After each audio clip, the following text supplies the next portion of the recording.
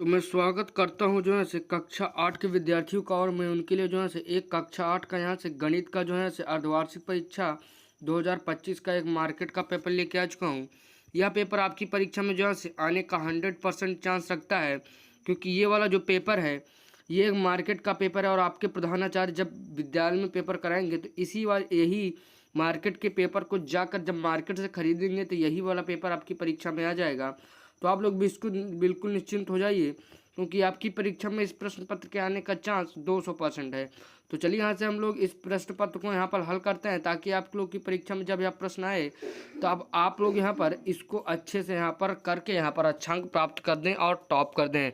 तो चलिए यहाँ से हम लोग देखते हैं। यहाँ पर हम लोग को ऊपर की तरफ यहाँ पर नाम डालना होना, उसके बाद यहाँ से समय हम लोग को दिया होगा, अनुक्रमांक ऊपर ही डालना होगा, उसके बाद पूर्णांक के बारे में हम लोग को यहाँ पर जानकारी दी गई है। उसके बाद यहाँ से हम लोग देखते हैं पेपर कोड। आप लोग देख लीजिए MA82 यहाँ पर पेपर कोड है। तो यहाँ पर हम लोग जब आगे बढ़ेंगे तो यहाँ पर हम लोग देखेंगे कि ऊपर से नीचे की तरफ पूरा हम लोग को सबसे पहला निर्देश दिया गया है, तो इसको पढ़ लेंगे। उसके बाद यहाँ से हम लोग खंड का के यहाँ पर जब प्रश्नों को करेंगे तो यहाँ पर हम लोग देखते हैं कि पहला प्रश्न कह रहा है यदि 15 का 40% मतलब कह रहा है यदि 15 का 40% क्या होगा। तो यहाँ पर आप लोग को बताना होगा कि 15 का 40% क्या होगा। तो 40% तो मतलब होता है 40%। जैसे मान लीजिए आप लोग को बोलते 15 का आप लोग को 50% निकालना है, तो हम लोग जानते हैं 7.5 आएगा इसका 50%। अगर हम उसको 50 से कम करेंगे, मान लीजिए 40, तो 7.5 से कम ही आएगा ना। तो यहाँ पर तीन ऑप्शन तो 7.5 से ज़्यादा है, तो हम लोग जानते हैं कि हमारा ए वाला ऑप्शन ही करेक्ट हो जाएगा। इस प्रकार आप लोग इसको हल कर लीजिएगा।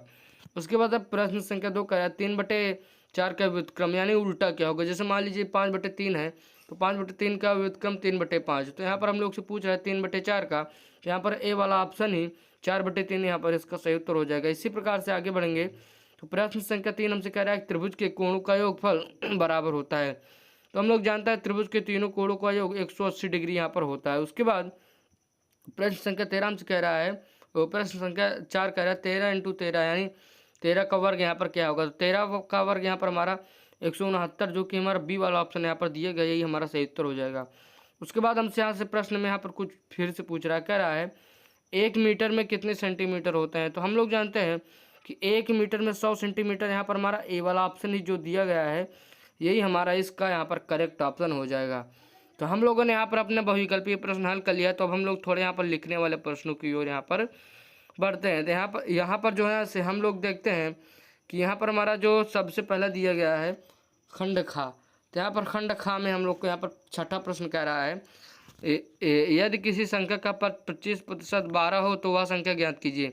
तो 25% को अगर आप 4 से गुणा करेंगे तो 100% आ जाएगा। तो 12 से आप लोग जब गुणा करेंगे तो यहाँ पर 12 चौक 48 यहाँ पर इसका सही उत्तर हो जाएगा। उसके बाद 7वां प्रश्न कह रहा है 7 और 11 का महत्तम समापवर्तक यानी मासा निकालना होगा। उसके बाद 8वां प्रश्न कह रहा है किसी आयत की लंबाई 12 सेंटीमीटर हो, चौड़ाई 8 सेंटीमीटर हो, तो उसका परिमाप यहाँ पर आपको बताना होगा।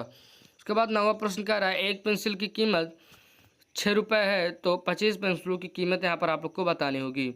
उसके बाद यहाँ से हम लोग देखते हैं कि यहाँ पर हमारा 10वां ही प्रश्न हमसे कह रहा है 10.3 किलोमीटर को मीटर में बदलिए। उसके बाद गा खंड में आए हैं, तो गा खंड में भी हमसे 11वां प्रश्न कह रहा है एक संख्या का 2/7 भाग 18 है, तो संख्या ज्ञात कीजिए।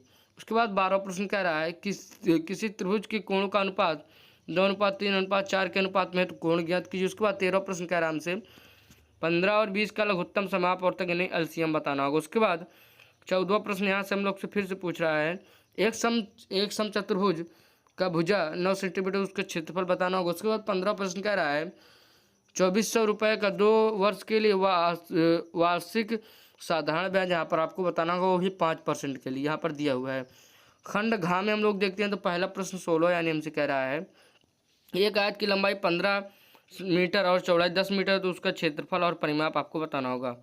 उसके बाद यहाँ से हम लोग 17वां प्रश्न को देखते हैं। कह रहा है एक साइकिल की कीमत 3500 रुपये हो, अगर उस पर 8% की छूट दी जाए तो विक्रय मूल्य यहाँ पर आपको बताना होगा। उसके बाद 18वां यहाँ पर प्रश्न हमसे कह रहा है त्रिभुज का क्षेत्रफल ज्ञात कीजिए यदि आधार 12 सेंटीमीटर और ऊंचाई 8 सेंटीमीटर हो। उसके बाद 19वां में आखिरी प्रश्न हमसे कह रहा है एक बाल्टी की क्षमता 15 लीटर है यदि उसमें 4.5 लीटर पानी निकाल लिया जाए तो शेष कितना पानी बचेगा। तो हम लोगों ने यहाँ पर अपना सभी प्रश्न हल कर लिया। तो मैं आशा करता हूँ कि अगर आप लोग चैनल पर पहली बार आएंगे तो चैनल को सब्सक्राइब कर लेंगे।